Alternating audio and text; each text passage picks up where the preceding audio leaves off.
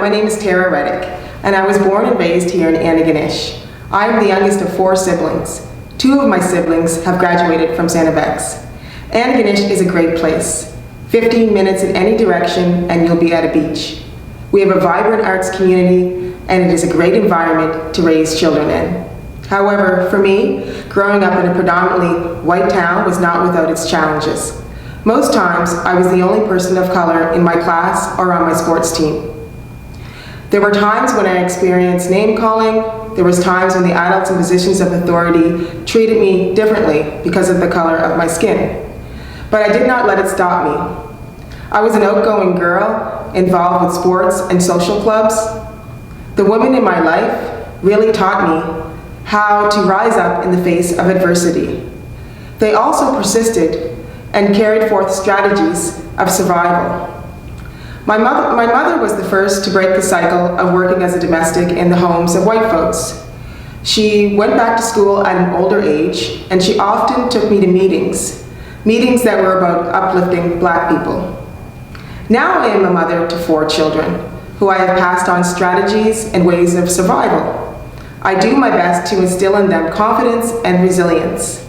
I consider myself to be a community worker and collaborator, meaning I continually strive to work for the betterment of my community.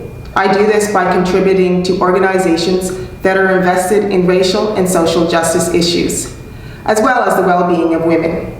I enjoy working as a collective. I feel we can all work towards a common goal at ending racial injustice. I am a sociology major in my final year at Sanevex. I was awarded a Racial Justice Leadership Grant for my project titled Black Motherhood, the Activism of African Nova Scotian Women. My project sees me creating an online platform where Black women can share their unique experiences. It is also a place to share resources that are beneficial to Black women and their families. It is a hub for sharing educational, health, and economic resources, informational webinars, training sessions, and social events for Black women and their families. Knowledge mobilization means that everyone should be able to access information. This means that the university needs to continue to find ways to make research applicable to the community. For my project, I am producing a podcast series titled Speak, Change, and Uplift. The conversations include topics such as education, leadership, activism, motherhood, reconnecting with our ancestral roots and traditions, uncovering aspects of Black feminism, and applying it to our community work. Creating this podcast provides a way to connect through audio and encourages others to let their voices be heard. There is just something about speaking out loud. There is power in the spoken word. The pandemic has made things difficult for all people. However, with anti-Black racism and blatant and systemic acts of racial injustice, it has made it even more difficult for Black women and their families.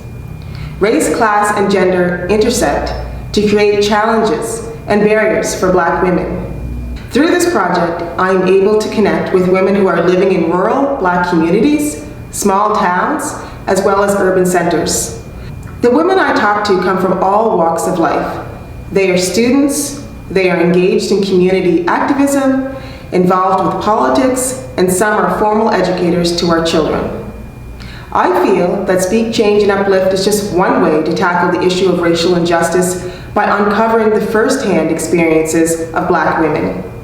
By further understanding the barriers, the campus and broader community can better address them. My project is about uncovering the Black woman's experience by looking at current inequities, historical injustices, trauma, and it also looks at celebrating our Black women and acknowledging the ways that we uplift one another through these times. So thank you so much for taking the time to talk about your project with us today. I just have a couple more questions.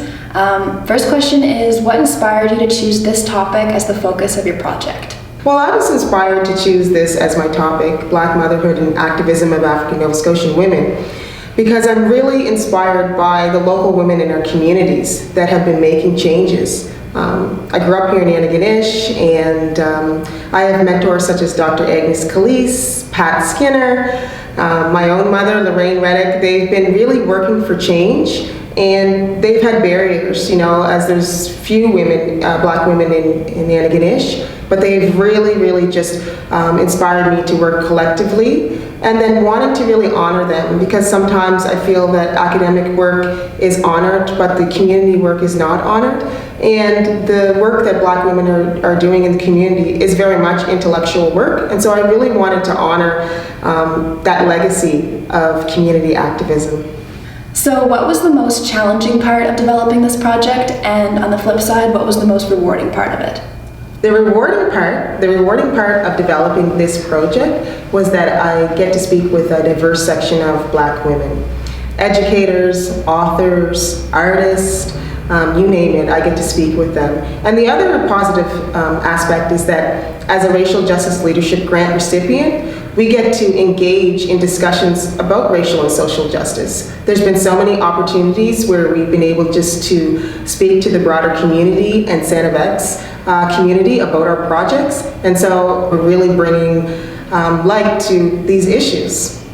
And the challenging part, I feel, is that there's so many important women that are doing work right now around movements, the Black Lives Matter movement, that are combating anti-black racism, that it is really hard to choose, because there is a great number of black women that are doing exceptional things within our province.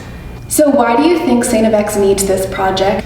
Well, I think that this project could really benefit Sanevex because we start to uncover some of the barriers that black women and their families have. And when we uncover the barriers, then we can put policies in place to sort of help women overcome those barriers. And the other thing is that, we often hear about feminism, we hear about some of the things that are happening globally in regards to women and the barriers.